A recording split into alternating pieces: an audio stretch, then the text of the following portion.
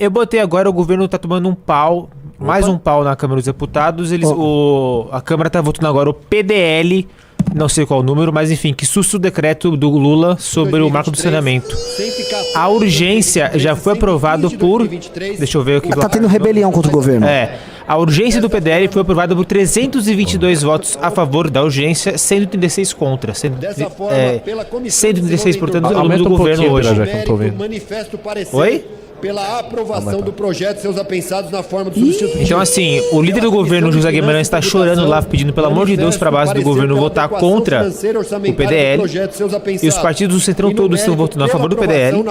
E o líder já falou que não vai deixar que o Lula acabe com uma das reformas mais significativas que ele promoveu quando estava lá. Tá tendo rebelião na base. Segunda derrota direta. O governo tá muito fraco. Não tá conseguindo nada. Os caras não conseguem fazer nada. Ó a alegria. Presidente, antes de finalizar, eu quero citar o nome de todos os parlamentares que fizeram PDLs. Autores: Fernando Monteiro, Evair de Mello, Mendonça Filho, Ricardo Salles, Marcelo Carlos Sampaio, Kim Kataguiri, Fernando Marangoni, Rosana Vale, além do próprio Cidadania. Pessoal do chat que perguntou, é o seguinte: o Lula fez um decreto para acabar com algumas partes do marco do saneamento. PDL é projeto de decreto legislativo que susta algumas... decreto do executivo. O susta o decreto do executivo, é isso. O PDL, por exemplo, você tem um decreto do presidente da República. Você pode fazer um projeto de lei versando sobre essa matéria, ou um projeto de decreto legislativo que é mais simples, ele vai lá e derruba, ele tem mais força do que um decreto do executivo. E basicamente eles estão fazendo isso para salvar o marco do saneamento. Olha só que situação. Agora, vamos lá, vamos entender. Não é que esses caras, eles são muito preocupados com saneamento básico. Eles nunca foram preocupados com saneamento básico. O que esses caras estão dando é um recadão pro governo depois da derrota de ontem, do tipo, meu irmão, você tá acabado aqui. E sabe o que isso tá soando? Eu comentei na live da tarde e que o governo saiu oferecendo emendas à torta e à direito e isso não resolveu nada. Ou seja, o governo tá entrando no modus Bolsonaro. Isso. E assim, eu tô um pouco chocado porque toda a questão de que, o PT é diferente, ele sabe jogar. Não tá sabendo jogar. Não joga nada. Nada. Ele tá travado demais. Tá muito travado. E o que também, enfim, falando com o próprio Kim, o que me parece que tá rolando, né? É que o Lira também foi dado um baita de um fardo pra ele correr, assim, e corre aí, Xandão tá atrás, resolva aí, resolva. Não, resolve aí, Lira. Aí o Lira foi lá, não tinha como resolver, e ficou com basicamente toda a pista da encheção de saco do tema, e ele não conseguiu resolver. Então, já que não tá resolvido não tá, talvez ele já tá, tipo, então vai lá. Porque também uma coisa, o governo não quer resolver no varejo, não no atacado. Tipo, pega 10 bi e dá lá pros deputados em emenda. E o Lira falou, não, cadê o meu ministério? Porque ele tava cobrando até hoje ministérios pra eles.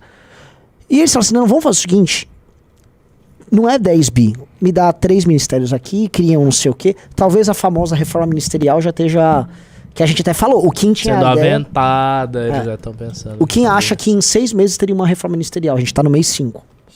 Ele acha, então, que o próximo mês é tipo deadline da reforma ministerial. Porque se acho que o PT vai querer, não, porque o PT tá perdendo tudo. A questão é ele fazer a reforma ministerial e não começar a ganhar. Se ele fizer uma reforma ministerial e ele ficar perdendo, aí é um cúmulo. Porque o Lira pode argumentar o seguinte, ele nunca passou pauta ideológica do Bolsonaro, só que a Câmara dos Deputados entrou na base depois de uma grande reforma ministerial que entregou tudo pra eles. E de fato a coisa ficou menos belicosa ali entre eles. Sim. Agora o Lula não entregou ministérios, não tem, os partidos não estão contemplados. E o Lula talvez imaginasse assim, não, tem um orçamento secreto aqui, o Lira pedala os caras, eu me resolvo com o Lira e vai. E não parece ser o caso. Foi uma imaginação muito ingênua, né? Porque assim, necessariamente o governo estaria muito frágil. O governo está pegando um país que é dividido. Isso conta muito. Isso conta muito. Imagina o seguinte, em geral, algumas pessoas devem lembrar de como foi o governo Fernando Henrique, como foi o governo Lula 1, Lula 2 e tal. Não tinha naquele período essa ojeriza, essa antipatia do PT, do PSDB, não era assim. As pessoas não gostavam. Aqui em São Paulo, por exemplo, você sempre teve PSDBistas, malufistas que não gostavam do PT, mas não tinha a intensidade que tem hoje. Hoje é muito intenso. Hoje você não quer, você quer que ele se destrua. Sim, você quer que ele suma. Você quer que ele suma. As pessoas que não gostam do PT, sinceramente, não estão esperando que o governo vá bem, porque, eu amo o Brasil. Isso é conversa fiada, cara. Desculpe. Elas querem que vá mal. Elas querem que tudo vá pro buraco, entendeu? Pra ver o cara ser destruído. E vice-versa. O Bolsonaro, se tivesse ganho, ele estaria também na mesma situação. Então é muito difícil você governar um país assim. Como é que governa um país assim? Você tá com um país todo dividido. Não governa. E aí ele vai pedir alguma coisa pro centrão, pros partidos tradicionais. Por que os partidos tradicionais têm que fazer? Eles não são obrigados a fazer nada. Eles não precisam entregar nada. Uma coisa que a gente sente muito, o executivo ele tá muito impotente no Brasil. Isso não é bom. Isso não é, em termos, claro. O Lula, eu já sei, enfim. Mas em termos globais, não é bom que o executivo esteja tão impotente assim. O executivo não consegue fazer nada. E não o cara sobe no poder e não faz nada, ele fica parado ali. E não é assim em outros países. Eu tava vendo agora discussões sobre propostas dos pré-candidatos a presidente dos Estados Unidos para 24. E as coisas que eles falam assim, o meu primeiro dia, quando eu sentar na Casa Branca... Isso. São coisas assim tão inimagináveis de serem feitas por um presidente aqui. Vou fechar esse departamento, vou eliminar isso e aquilo. Ele tem toda a condição de fazer isso. O Brasil, o cara não consegue fazer nada. Primeiro que, assim, normalmente ele já não teria. 2, tudo já pode ser sustado. E 3, ainda pode aparecer o STF e falar isso é inconstitucional.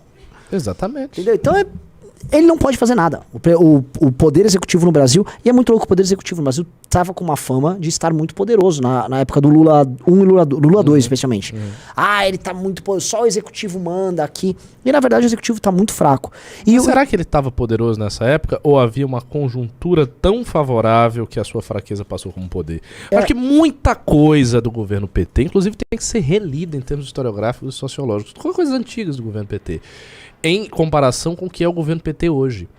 Porque vários desses pressupostos, por exemplo, a gente sempre falava, as pessoas tinham essa crença. Não, que o Lula é um grande negociador, então talvez ele nunca tenha sido. Ele nunca foi.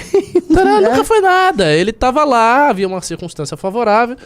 A esquerda, na época, tinha um domínio ideológico absoluto, então você não tinha uma pressão social contra ela, não tinha nada disso, né? Tava ali uma situação boa, economicamente o país estava crescendo, os ladrões estavam felizes, porque os esquemas estavam rolando desde 2003, portanto, desde o início do governo, já começou o esquemão. Tava todo mundo bem. Então a coisa tava funcionando assim, porque você tinha um compadrio, um grande compadrio, bem à maneira brasileira, onde todos os poderosos estão felizes, e o povo também não tá infeliz porque tá crescendo a economia. Quando isso desaparece, aí é que você tem que ver as habilidades de negociação. Elas somem também. Vocês que estão assistindo de uma forma preguiçosa, como se vocês fossem Homer Simpson, tomando cerveja, não fazendo nada, façam uma coisa que não vai dar nenhum trabalho. Ela é só um pouquinho mais trabalhosa que dar o like. Inscrevam-se no canal. Se vocês entram no canal, a gente consegue projetar isso pra muito mais gente. A gente vai entrando na cabeça das pessoas, convencendo as pessoas, fazendo discurso da direita e daqui a pouco estamos aí com um presidente. Portanto, um presidente de direita que funciona neste Brasil depende de você entrar no canal do MBL. Magnífico.